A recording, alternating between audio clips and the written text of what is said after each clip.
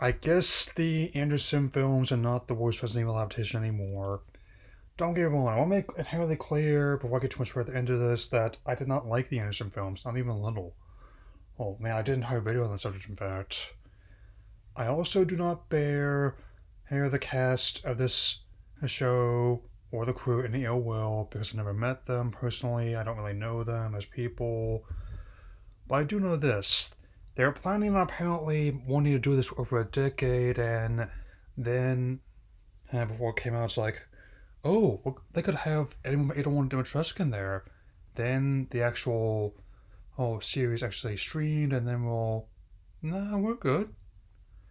And today, after much celebration, I present my video on why among many takes on the series I've seen, Netflix's Resident Evil adaptation was a biohazard. So let's get this started.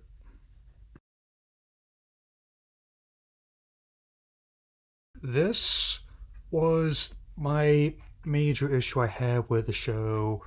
How even before it actually started streaming, the tone.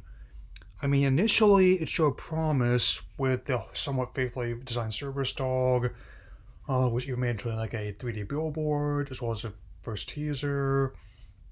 Then more materials started coming out, and while I'm not one to put too much stock in the trailers being represented of final products, sometimes they get based on entirely different cuts of the film or show we actually end up getting. Unfortunately, I can now vouch for the fact that one actually dropped on July 14th this year, that it proved to be quite accurate summation, and it is one part hurt half baked video game adaptation, one part half baked like sci-fi action series, one part half baked YA a drama series, and one part half baked a post-apocalyptic action thriller. I mean, don't get me wrong, it's not like the games are entirely devoid of this kind of weird mixture of seriousness and absurdity, but they have a better balance between the two of them typically. And also, if I was asked how I would do to adapt that, my thoughts would personally not be to have a character dance Dua Lipa, nor would they be to have a pharmaceutical mascot dancing and singing "I Brought the Joy Down on My Heart." I mean, if you wanted to have this as unnerving, or at least intentionally, I personally can't be really scared by that as someone who's first exposed to that song by hearing Todd Flanders sing it personally. And even if the live action movies were often hot garbage, they could at least be recognizable hot garbage. I mean, they were at least, for the most part, committed to that aspect. I mean, but when the audience has no idea what attitude they're supposed to adopt as a viewer, the whole thing just kind of falls apart, and that's one of the several problems I can definitely point out as well.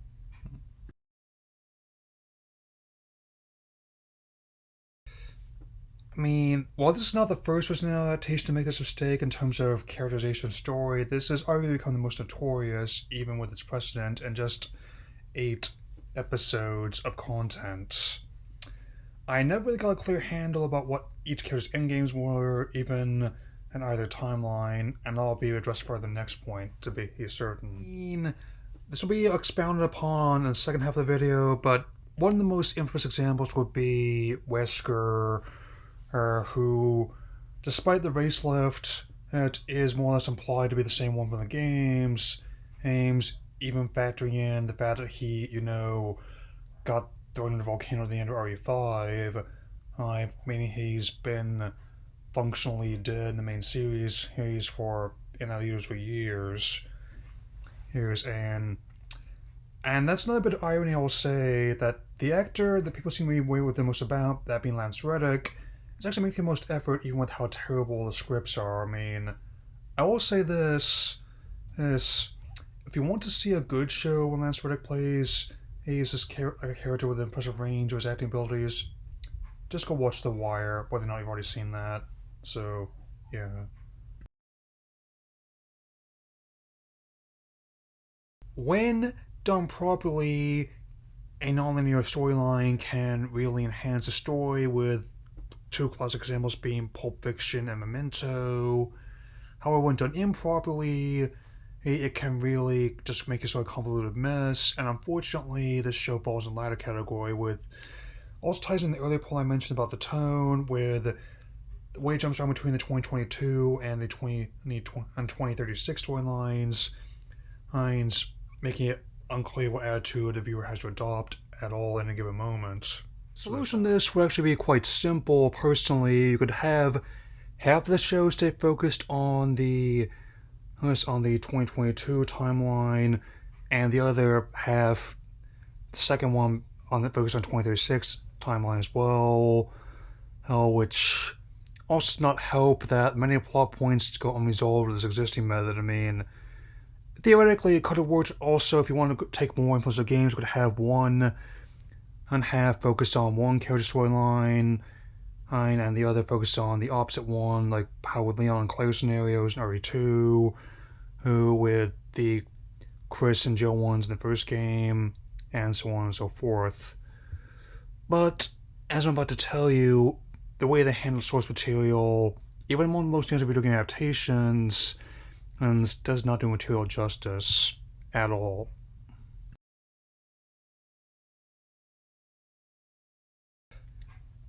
On top of that Chainsaw Man anime I just shared an image of from RE4 and 5, one of the selling points of the series was it was allegedly was going to be canonical to the games, which proved to be very much not the case when it actually streamed.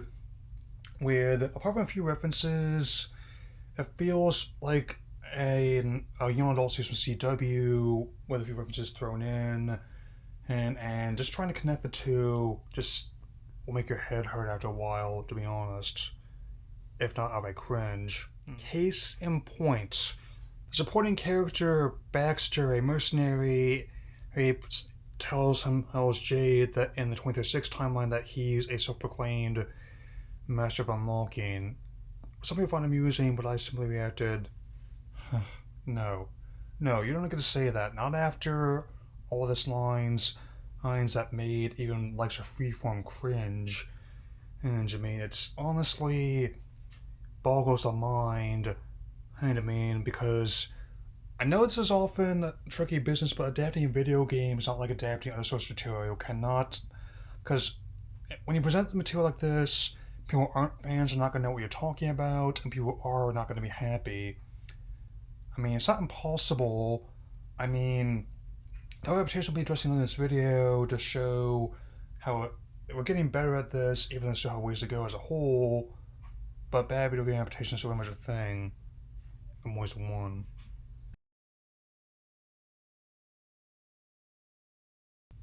Even with how much money was spent on this series, somehow a lot of the visual effects look a lot like somehow worse than not only video games that inspired them, but previous adaptations that came out years, if not decades ago. At which point I actually laughed when they unleashed the giant BOW gator, which honestly looks worse than something you would see in like a sci-fi Rituals TV movie, and which also extends to other ones like the Lookers, as well as like the usual foot soldier zombies, or Zeros as the show calls them. The practical effects are not much better on the whole. I mean, for everyone that works, like someone like the makeup on the practical zombies, or Zeros as they're known, the set design and blocking are all very bland. Most people probably won't notice this, but if you've been watching and viewing as many stuff as I have, you can tell and see all these techniques, and the color palette just looks so drab and washed out. I mean, there are a lot of things could have done with the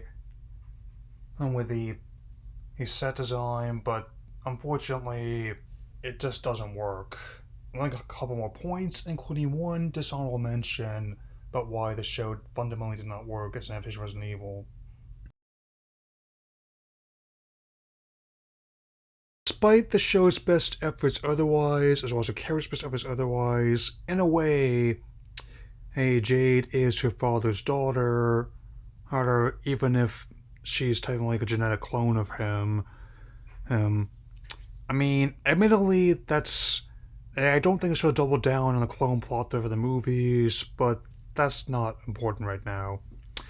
What is important then, both timelines were both passive and active harm caused and the overall damage done. And I believe that even though this wasn't the intention of the writers, hers or her actress, that Jade ends up being the true villain of this whole thing. And that's saying something even with Wesker the Elder, or Marcus, and who's Evelyn in this one, as well as her sister Billy's heel turn. I mean, a couple of highlights in each storyline, like the 2022 storyline, she's more or less responsible for the inciting incident at Umbrella's laboratory, where, much like in previous incarnation, she ends up getting the T-virus exposed to her sister Billy after she's bitten by the Cerberus dog, which never pays off, by the way, at all.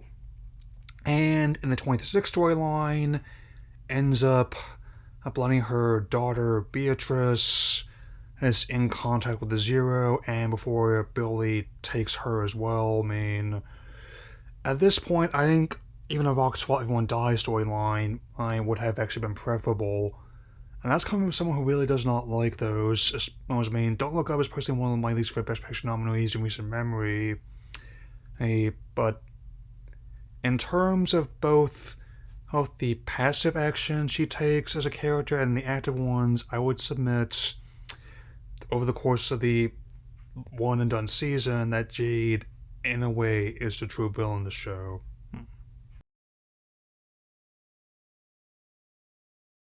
As I mentioned at the start of this video, Andrew Debb, who was previously involved with Supernatural, a show was by his own mission for 15 seasons, wanted to have this one done for 16. Instead, after initial decent viewership, it sharply fell off, and it took all of 6 weeks for Netflix to drop the axe on the show after one season, which is, I guess, a bit better than like the less than 3 weeks it took for the Cowboy Bebop remake they did. But still, pretty abysmal that we're probably not going to see Ada or Dimitrescu's continuity like he wanted, but I can only imagine how bad they would have been realized. I can only imagine that Ada will probably be working at some maid cafe instead of being double agent like usual, and rather than the usual mixture of regality and menace she was in the game, Dimitrescu's probably one of those let me speak to your manager kind of types on the phone. Yeah. Right, that's not like we're incapable of making a good video game adaptation in this day and age, like how Detective Pikachu proved to be quite the entertaining neo-noir detective story and something I would not mind seeing more of in the near future. I mean, on another note, Sonic the Hedgehog managed to make an entertaining, globe-trotting buddy picture, twice in fact, with a third film in the wings as well as a Paramount Plus spin-off. I want to reiterate we live in a timeline where a Mario reboot is on the way and looks like it could be fun. There's also Netflix's own Castlevania series, coming Sonic Prime, the way they've handled, again, a lot of recent Pokemon material.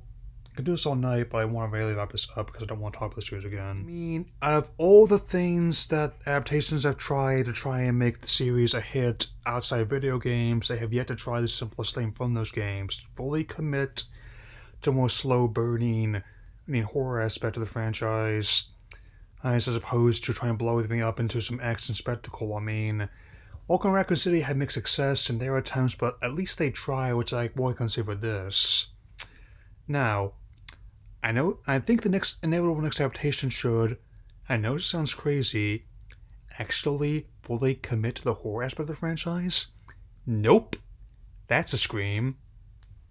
Anyway, that's all for now, and I will see you all again soon. Take care, everyone.